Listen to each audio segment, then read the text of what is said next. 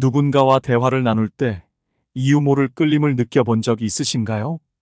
그런 사람들은 어떤 특별한 말이나 태도로 우리의 마음을 사로잡죠. 사실 인간관계를 잘 맺는 사람들에겐 공통된 특징이 있습니다. 과연 그 비밀은 무엇일까요? 먼저, 우리는 어떤 사람에게 끌리게 될까요? 새로운 사람을 만나는 자리에 있다고 상상해 보세요. 한 사람은 명품으로 둘러싸인 화려한 차림, 또 다른 한 사람은 수수하고 편안한 모습입니다. 여러분이라면 누구에게 먼저 다가가고 싶으신가요? 이와 비슷한 실험이 실제로 진행된 적이 있습니다. 다양한 차림의 사람들이 모인 자리에서 과연 누구에게 더 쉽게 다가갈지 관찰했죠. 결과가 흥미롭습니다. 명품과 화려한 외모가 주는 화려함도 있지만 많은 사람들이 수수한 차림에서 느껴지는 친근함에 더 끌렸다고 하더군요. 그렇다면 여러분은 새로운 모임에 갈 때 어떻게 준비하시나요? 화려하게 꾸미시나요? 아니면 수수하게 편안한 모습을 택하시나요? 사실 우리는 남에게 보이고 싶은 모습과 남에게 끌리는 모습 사이의 괴리감을 잊고 살아가곤 합니다.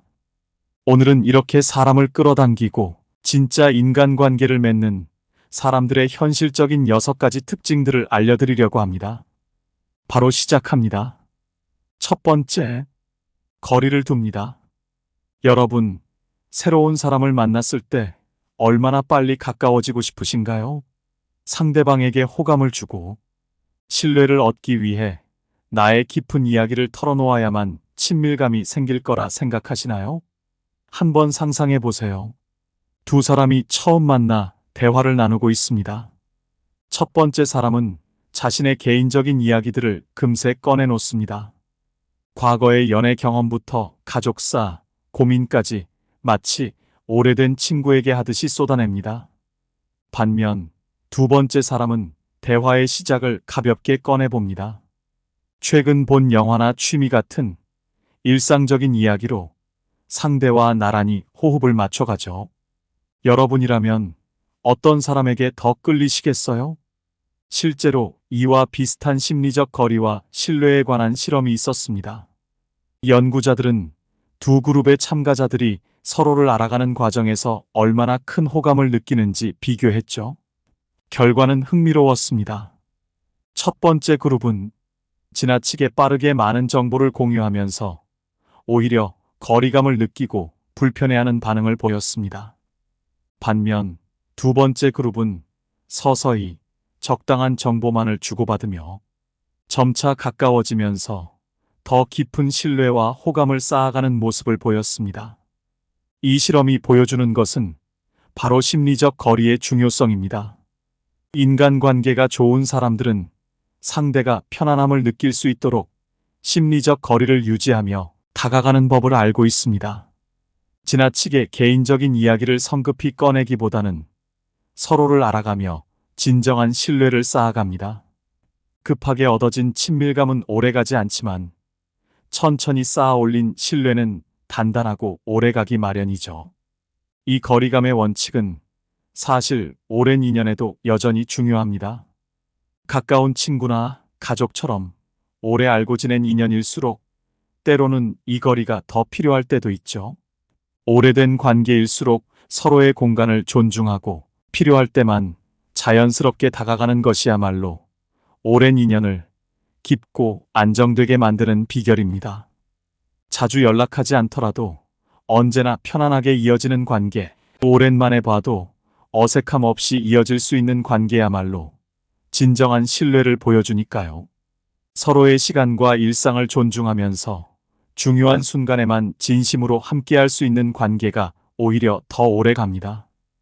퇴계 이황은 이렇게 말했습니다. 사람과 사람 사이에는 물러설 때와 다가설 때를 분별해야 하니 거리를 두면 오래 가고 너무 가까우면 쉽게 흩어진다. 그러니 마음이 다급해질 때마다 이렇게 한번 되뇌어 보세요. 오늘 이 한 걸음이 우리 관계를 더 깊고 소중하게 만들어줄 거야. 그 여유로움이야말로 신뢰와 편안함을 키우는 진정한 길일지도 모릅니다. 새로운 사람뿐 아니라 오래된 인연에서도 적당한 거리감이 주는 아름다움을 느껴보세요. 두 번째, 자신의 단점을 숨기지 않습니다. 여러분이라면 누구에게 더 끌리시나요? 완벽해 보이는 사람, 아니면 작은 실수도 자연스럽게 드러내며 솔직하게 행동하는 사람? 한번 상상해 보세요. 두 사람이 같은 자리에 앉아 대화를 나누고 있습니다. 첫 번째 사람은 모든 일에 자신 있고 실수라곤 해본 적 없는 사람처럼 행동합니다. 자신의 업적을 자랑스럽게 이야기하고 결점이 없는 사람처럼 보이죠.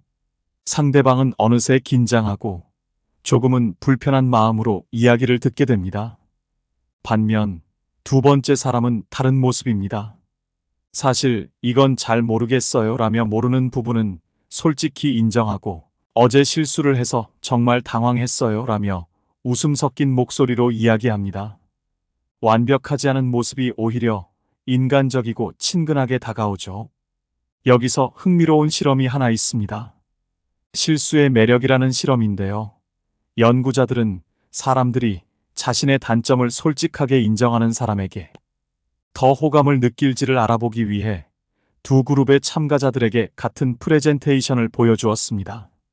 한 그룹은 완벽한 발표를 들었고 다른 그룹은 발표 도중 실수를 하고 이를 쿨하게 웃어넘기는 모습을 본 겁니다. 그 결과는 흥미로웠습니다. 작은 실수를 한 발표자에게 훨씬 더 높은 호감과 친근감을 느끼는 반응을 보였죠. 사람들은 완벽해 보이는 사람보다는 작은 실수도 인정하고 솔직하게 웃어넘기는 사람에게 더 진정성을 느끼고 끌리게 된 것입니다. 이 실험이 보여주는 것은 바로 완벽함이 아닌 솔직함의 힘입니다. 인간관계가 좋은 사람들은 자신의 단점을 숨기지 않습니다. 모르는 부분은 잘 모르겠어요 라며 인정하고 작은 실수에 대해선 웃으며 이야기하죠. 이런 태도는 상대방에게 이 사람은 진짜구나라는 신뢰감을 줍니다. 다산 정약용은 이렇게 말했습니다.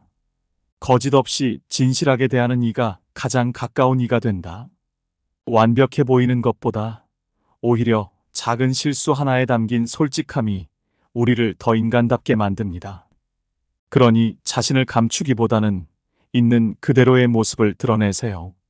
그게 바로 사람들과 깊고 진솔한 관계를 맺는 길일지도 모릅니다. 세 번째, 상대방의 말에 꼬치꼬치 캐묻지 않습니다. 여러분도 그런 적 있지 않나요?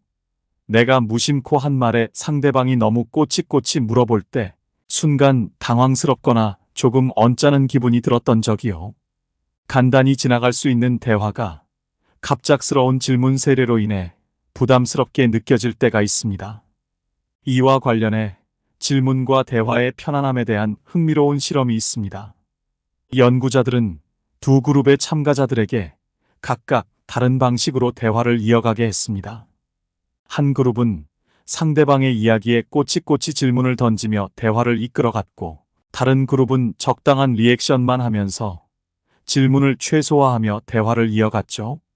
결과는 흥미로웠습니다. 질문을 많이 받은 그룹은 오히려 불편함을 느끼며 대화를 빨리 끝내고 싶어 했습니다. 반면 적당한 반응만으로 자연스럽게 대화를 이어간 그룹은 상대방에게 더 큰 편안함과 호감을 느끼며 대화에 더 깊이 몰입할 수 있었습니다. 사람들은 모든 걸 알려고 하기보다는 여유를 두며 편안하게 받아들여주는 상대에게 신뢰를 느끼게 된 것입니다. 이 점은 사실 오래된 인연에서도 중요합니다. 가까운 친구나 가족처럼 오래 알고 지낸 관계일수록 모든 걸 알아야 할 필요 없이 자연스러운 침묵 속에서도 편안함을 느낄 수 있는 여유가 더 필요하니까요. 오래된 인연에서도 서로의 이야기를 꼭 캐묻지 않아도 되는 순간들이 있습니다. 오랜 시간 함께 쌓아온 관계라면 말하지 않아도 통하는 그 편안함 속에서 더 깊은 이해와 신뢰가 자라나게 되죠. 다산 정약용은 이렇게 말했습니다.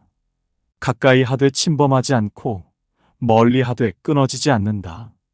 그러니 다음에 누군가와 대화를 나눌 때는 조금 더 여유를 가져보세요.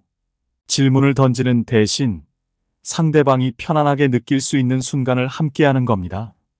새로운 사람과도 오래된 인연과도 꼭 말하지 않아도 이어지는 그 여유로움 속에서 진정한 관계의 깊이가 생겨날 것입니다. 네 번째, 어쩌면 저도 그랬을 것 같아요. 여러분도 누군가에게 이런 말을 들어본 적 있나요? 내가 난처했던 상황이나 실수를 털어놓았을 때 상대방이 어쩌면 저도 그랬을 것 같아요. 라며 공감해주는 순간 말이죠.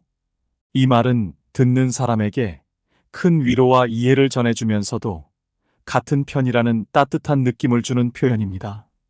한번 상상해 보세요. 여러분이 조금 부끄럽거나 난처했던 경험을 이야기하고 있는데 두 사람이 전혀 다른 반응을 보입니다. 첫 번째 사람은 그건 왜 그렇게 했어요? 라며 캐묻거나 심지어 나는 그래서 그렇게 안 해. 라며 자신의 방식을 내세웁니다. 이런 말들은 얼핏 보면 가벼운 충고 같지만 듣는 사람 입장에서는 은근한 비난처럼 들리기도 하죠.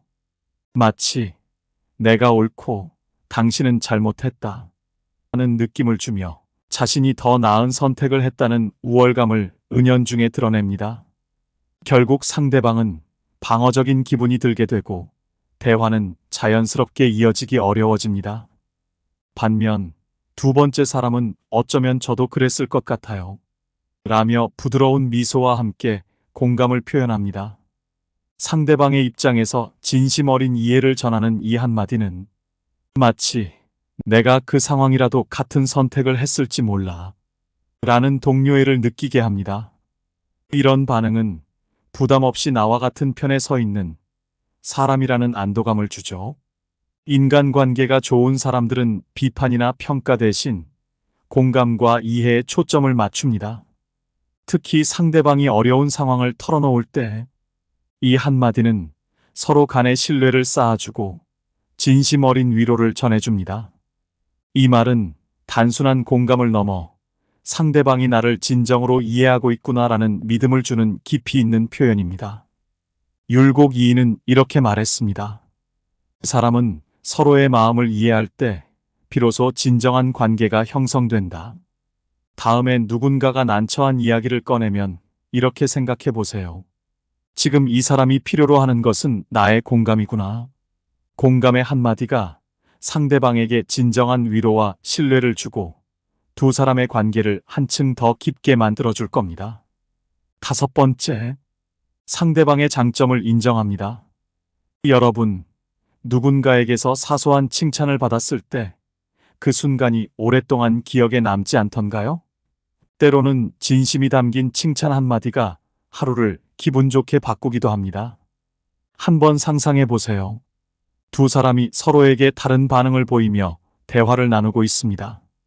첫 번째 사람은 상대의 이야기를 들으며 별다른 반응을 보이지 않다가 오히려 그런 방식보다는 이게 낫지 않을까요?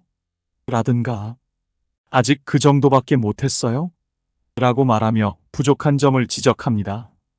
상대방은 점점 기운이 빠지고 대화가 불편해지며 더 조심스러워지기 시작하죠. 반면 두 번째 사람은 상대방의 이야기를 들으며 작은 장점 하나라도 놓치지 않고 칭찬을 건넵니다. 그런 생각을 하시다니 정말 멋지네요. 또는 그 부분에서 세심하게 생각하시는 모습이 인상적이에요. 와 같이 사소한 부분에도 진심 어린 칭찬을 아끼지 않습니다. 상대방은 점점 더 편안함을 느끼며 자신에 대한 긍정적인 감정을 품게 되죠. 실제로 칭찬과 자존감에 관한 아주 흥미로운 실험이 있었습니다. 연구자들은 사람들을 두 그룹으로 나눠 대화를 나누게 했는데 그 실험 조건이 아주 독특했어요. 한 그룹은 상대방의 장점을 찾아내어 칭찬만 하도록 했고 다른 그룹은 장점보다는 개선할 부분을 지적하는 대화를 하도록 한 겁니다. 칭찬과 지적이라는 두 가지 완전히 다른 접근 방식으로 상대방에게 다가가게 한 것이죠. 결과는 어땠을까요? 첫 번째 그룹, 즉 상대방을 칭찬해주는 그룹의 참가자들은 시간이 지날수록 활짝 웃으며 대화가 편안해지는 모습을 보였습니다. 심지어 어색해하던 사람들조차 점점 기분이 좋아져 더 많은 이야기를 털어놓기 시작했죠. 작은 칭찬이 오갈 때마다 미소가 피어나고 자신감이 쌓여가는 모습을 눈으로 확인할 수 있었습니다. 반면 지적을 주고받도록 한 두 번째 그룹에서는 상황이 조금 달랐습니다. 시간이 갈수록 말수가 줄어들고 주눅이 드는 모습이 보였죠. 지적이 오갈 때마다 상대방은 점점 불편한 기색을 보이며 대화를 빨리 끝내고 싶어하는 모습을 보였습니다.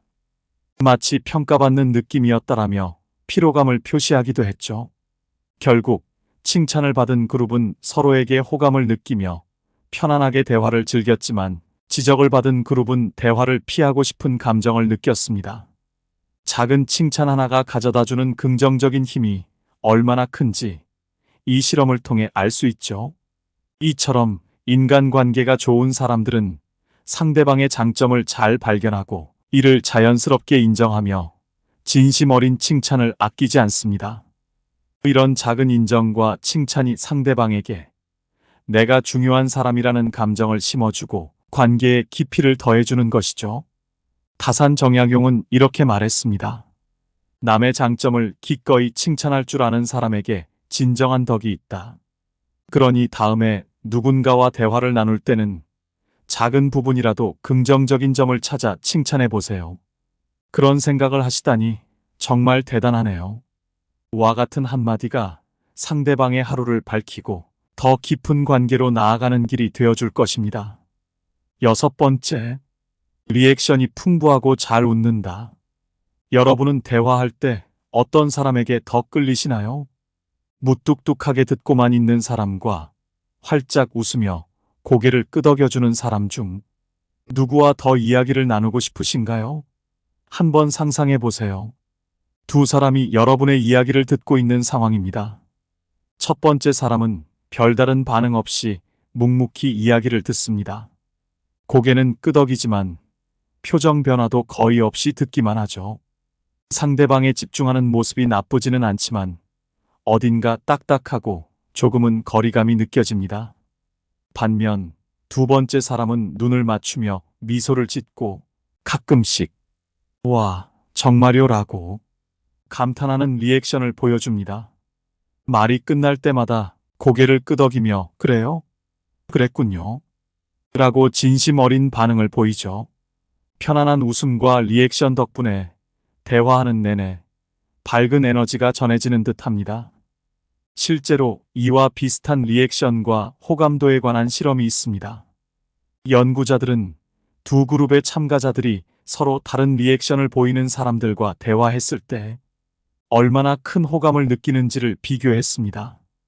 한 그룹은 무표정하고 리액션이 적은 사람과 대화했고 다른 그룹은 풍부한 리액션과 활짝 웃는 모습을 보이는 사람과 대화했죠. 결과는 예상하시는 바와 같이 명확했습니다. 리액션이 풍부하고 잘 웃는 사람에게 훨씬 높은 호감과 친근감을 느꼈다는 것입니다.